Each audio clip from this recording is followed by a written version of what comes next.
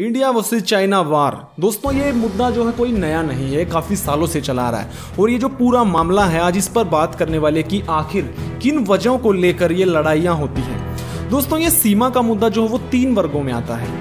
कश्मीर और सिंकियांग के बीच का हिस्सा, नंबर 2 पर है करकराम पास और वकान के बीच का हिस्सा, और दोस्तों नंबर 3 पर है करकराम पास और लनकला के बीच का एरिया जो आप देख पा रहे हैं।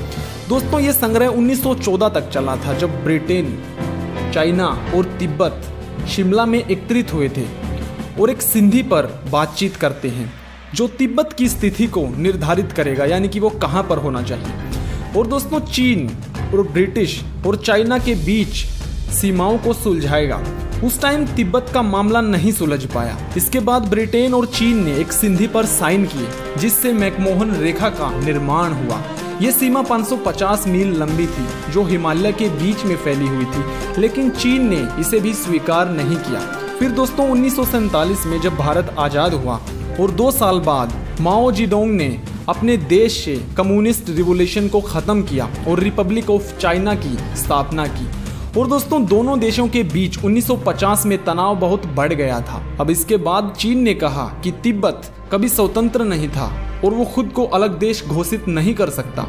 चाइना तिब्बत पर कब्जा करना चाहता था जो कि शांतिपूर्ण तरीके से हो नहीं पाया।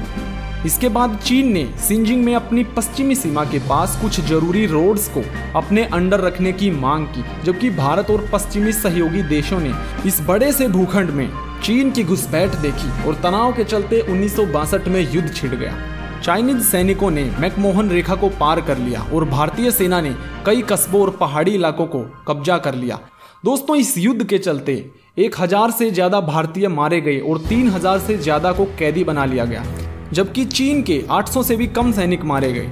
और दोस्तों ये युद्ध 1 महीने तक चलता रहा। इसके बाद 1967 में भारत ने चीन को पीछे धकेल दिया। इसके बाद हड़कंप तो तब मच गया जब भारत ने सीमा को बनाते हुए कंटीले तार बिछाने शुरू कर दिए और चीनियों ने भारतीयों पर तोपों से गोले बरसाने शुरू कर दिए, जिसमें फिर से हमारे 150 सैनिक मारे गए, लेकिन इस बार चीनियों की भी 340 मौतें हुई। और साथ में भारत ने नतुला में चीनियों को नष्ट करने और लोचा के पास के क्षेत्रों पर कब्जा करने में कामयाबी हासिल की। और दोस्तों ये आखिरी लड़ाई थी। इसके बाद 1987 में भारतीय सेना एक प्रशिक्षण कर रही थी ये देखने के लिए कि इमरजेंसी में हम कितनी स्पीड से अपने सैनिकों को सीमा पर ला सकते हैं, जो चीनी चौकी के बगल में थी। और दोस्तों इन सब के चलते चीन के कमांडर ने ये सब देखा और हैरान हो गए। इसके बाद लाइन ऑफ एक्चुअल कंट्रोल पर विचार करने लगे। जून 2017 में चीन ने भारतीयों द्वारा नियंत्रित डोकलाम पठार में सड़क बनाने का काम शुरू कर दिया। हथियार ले जाने वाले और बुलडोजर चलाने वाले भारतीय सैनिकों ने चीन के इस रोड को नष्ट करने के लिए चीन का सामना किया और एक दूसरे को पत्थरबाजी की। अगस्त में चीन ने यह सड़क निर्माण छोड़ना पड़ा और उसको बंद कर दिया। इसके बाद भारतीय विशेषज्ञों ने बताया कि चीन ने ट्रक, तोप और सेनाओं की टुकड़ी को लाने वाले व्हीकल्स और हथियारों बद्ध व्हीकल्स के साथ अपनी सीमाओं को मजबूत कर लिया है, जिसके परिणाम आज आप देख पा रहे हैं कि चीनियों की इतनी हिम्मत बढ़ चुकी है।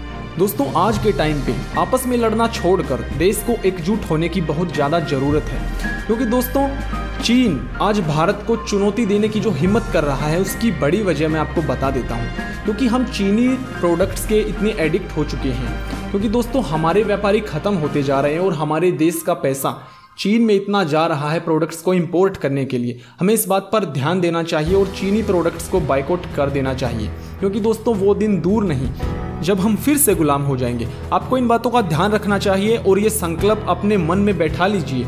दोस्तों दुकानदारों को और बड़े बड़े बिजनेसमैनों को भी मैं यही कहना चाहता हूँ कि वो अपने कस्टमर्स को भी मोटिवेट करें कि यही प्रोडक्ट सेम कॉस्ट पे सेम क्वालिटी के साथ इंडिया में बन रहा है और आप इंडियन प्रोडक्ट्स को अपनाएं दोस्तों, जिससे हमारे देश का पैसा हमारे देश में रह सके। दोस्तों इस बारे में आप क्या सोचते हैं और कौन से चाइनीज प्रोडक्ट्स को आप आज से ही छोड़ने का फैसला करते हैं, मुझे कमेंट करके जरूर बताइएगा। वीडियो पसंद आए तो लाइक करिए और ऐसी वीडियोस के लिए हमारे चैनल को सब्सक्राइब करिए। मिलते हैं आपसे नई वीडियो में। Good bye.